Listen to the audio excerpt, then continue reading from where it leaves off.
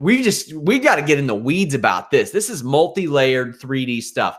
Jessica Andrade defeated Rose Namajunas to become champion, but Jessica Andrade won about 5 seconds of this fight. Rose Namajunas whipped Jessica Andrade's ass so bad. She got so good. I think Rose Namajunas maybe got better at MMA than she ever wanted to be at MMA. Wow. Rose Namajunas stuck and used her range expertly in the opening minute of the fight, and that just continued. Rose stifled a slam with a double wrist lock and then threatened an armbar. Rose even briefly got a takedown. The entire first round is Rose Namajunas in many different ways, just beating Andrade. Andrade wisely tried to make it a brawl in the pocket because nothing else worked.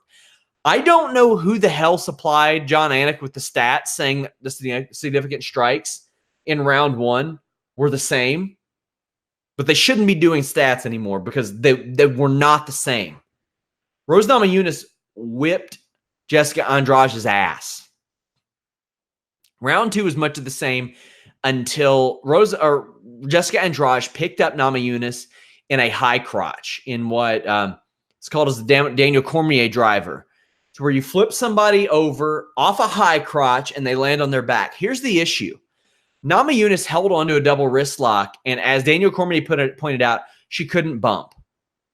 I know a lot of you are thinking, bumping like wrestling? Yeah, like wrestling. An MMA class, catch wrestling class, you do break falls. You do rolls, you do 3/4 rolls, you do side falls, you do front bumps, you do flip bumps, you do back bumps. You learn how to fall because your first instinct when you go into an MMA class is put out your hand. I tell you what, if you're a skateboarder, go learn how to fall.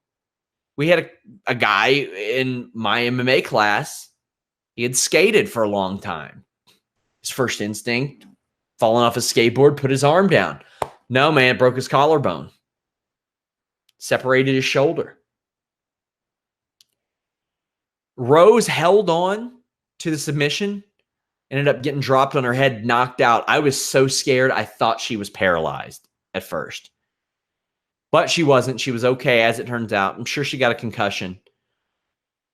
Now, there are a lot of people saying that's illegal. She got spiked on her head. Now, let me clear this up for you. I've been a part of dozens of fighters' meetings as a manager, as a corner man, as a commentator, as a coordinator, working for promotions, any number of things. I have been even some grappling tournaments, the real good fun ones. As a competitor, you are told, hey, if somebody lifts you up, like in a waist lock or a scoop slam, or lifts you up in a pile driver or a power bomb, and it's of their own volition completely, spiking someone on their head is illegal. However, if you're arm barring somebody and you hold on to it, if you've got a double wrist lock applied, if you've got a guillotine choke applied, and you do not let go of that, and you get spiked on your head, sorry. Hate to say I told you so, but it's on you. Rose Namajunas made a mistake. She lost the UFC strawweight championship because she held onto a submission. There is no gray area as far as that is concerned. She held onto a submission. She got spiked on the back of her head. She lost the fight. There's no controversy. There's no issue. I'm telling you, every single fighters meeting I've been a part of, this is cleared up. There's no issue with new rules versus old rules. There's nothing like that. Namajunas lost fair and square, and she lost because she held onto a submission. Now, here's the thing that stood out to me.